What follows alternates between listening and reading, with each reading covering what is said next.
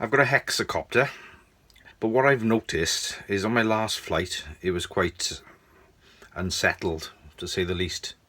So I came back, plugged into the computer, I thought I'd update the settings, and I found something very peculiar, which I shall show you. What's going on here? See it rotating? So for some reason I got that yaw. Show you the difference. This is a revision 6 board. As you can see, it's the Afro Flight. I will plug it in and I will show you the difference. As you can see, plugged in, powered up, lights flashing, rock solid, no issues. So the Hex is about to have a new flight controller. So I thought I'll take this opportunity to show how I solder the boards up and how I prepare everything. So just a few tips may be handy for the future. Right, time's come. It's stripped down the Hexacopter. Well, I've done most of that. And soldering up the naze. Right, got a few tips on the naze. So here we go. Right, here's the naze ready to go. Position the pins. I got the iron warmed up. Just hot enough, not too hot. On my iron, on this particular one, they're not very accurate, but it's 335 degrees centigrade. Right, to make life a bit easier, I roll with flux. There's flux in the solder. I'm not using this heavy gauge solder. I'm going to use this nice fine stuff. And what I do with the flux, I've got a brush without any bristles. Dip it in there and rub it on the tracks. Any surplus, my little finger, I clean off. So there, oops, sorry for the clanging.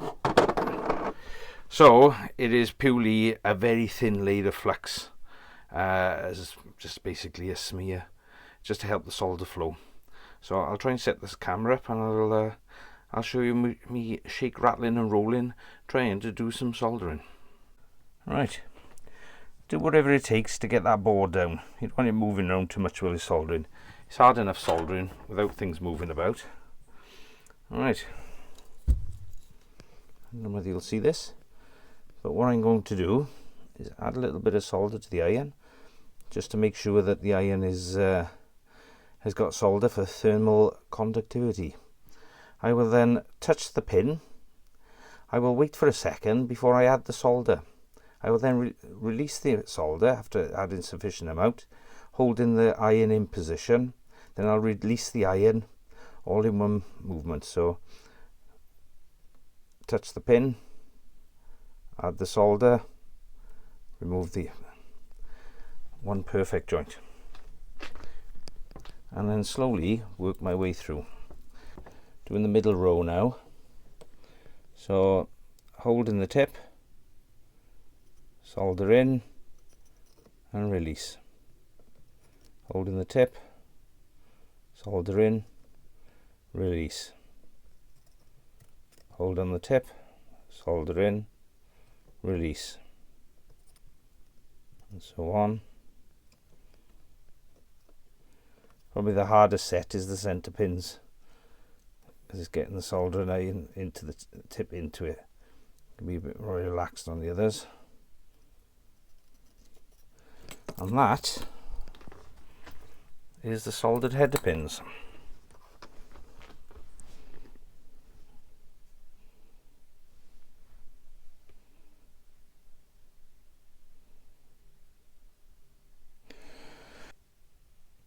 What you'll see is there's the solder's just starting to come through the on the other side.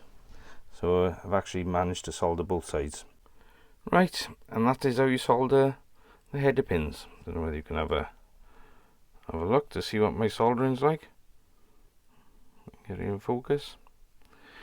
What I would recommend is something like this. Using one of these, you can get a good look at the joints to make sure that you have actually soldered sufficiently. As you can see, you need that nice little conical shape of solder, no gaps, perfectly around. So like I said, that's the sort of target joint.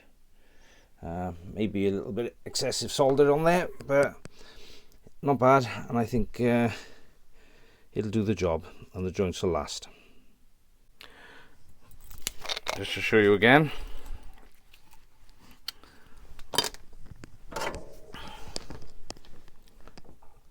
so add a little bit of solder to the tip of the iron, get comfortable, place the tip on the first pad, add solder and release, solder and release, add solder and release.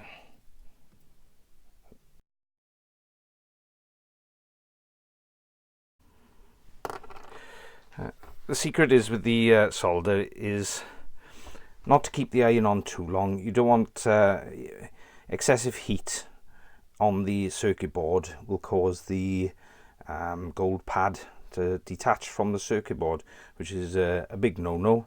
So you want to apply enough heat so the solder melts and flows, and then remove the heat. If the joint's not good enough or you're not happy, just give it a minute to cool down before you attack it again, and just follow the procedure. If you make a mistake, we got tools like the old solder sucker. With the solder sucker, you just show it the joint and apply the heat, and pressing the button causes a pump action to suck the solder out the joint. Very handy tool, very simple, a must if you're soldering. So yeah, that's a basic soldering technique. As I said earlier on, I'll use flux. Now, to get rid of the flux, it's okay, it won't hurt it, well, it's there, it's not a problem, but long term flux can be corrosive and it can be a problem. So what we generally do is clean off any excess flux with some isopropyl alcohol. If you've got some, and no, that's not gin, it's isopropyl alcohol. So if you've got some, just wipe it and clean it down and get it off. It'll stop any oxidization or any problems in the future. But as you can see, it's a nice solder joints. I like the header pins, and that's all I need to do now is to get my receiver connections sorted. Right, I'm going to solder on this lead. Only going to be 3 wires because I'm going to use PPM, and that's going to solder directly to the naze board. But as you can see, nice copper wires, I bared them off, but I ain't soldering them into the board until I've actually tinned. What I'm going to do is I'm going to show the iron to the copper, introduce some solder into the wire, and it'll absorb it into the cable. Makes for a better joint when I solder it to the circuit board. So this process is called tinning. So I've twisted the wires, and I'm going to twist them a little bit tighter, and then I'm going to apply some solder. Now, this insulation is not heat proof, so when I put the heat onto the wire, I probably start to melt the insulation, so I can't afford to be in place too long. So it's show it the heat, come on, show it the solder, that's it, show it the heat, show it the solder, show it the heat, and that's the solder. Tinned wire. So that now is ready now to go into the circuit board, and I'll solder the circuit board. As this is going on to channel 1, red is positive, brown is actually the negative, and the orange wire is the signal wire, and they actually go on the first 3 connections there. So they are actually marked on the drawings and on the back of the board. So I'm just going to put these into position, and I'll get on with the soldering. Right, after a bit of wrestling and cursing, I managed to get the wires into position and simply solder into position. So if you do get any whiskers, just use the snips to trim off any excess, and not too much obviously, because you want it to maintain the joint. And there you are, nicely joined. I don't normally like soldering wires direct to these circuit boards, However, in this case I have to, because of the power distribution board I'm using. The pins would be in the way. So a little bit of forward planning, but and that is going to be the receiver connection.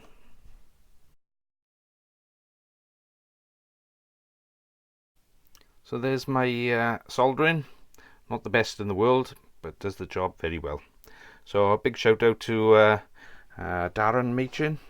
So a big shout out to Darren. I know he's got a lot of students and they do a lot of electronics and soldering. So you never know, we might get him into drones and electronics. I said I'm now 50 years of age and I'm still messing with electronics, as you can see.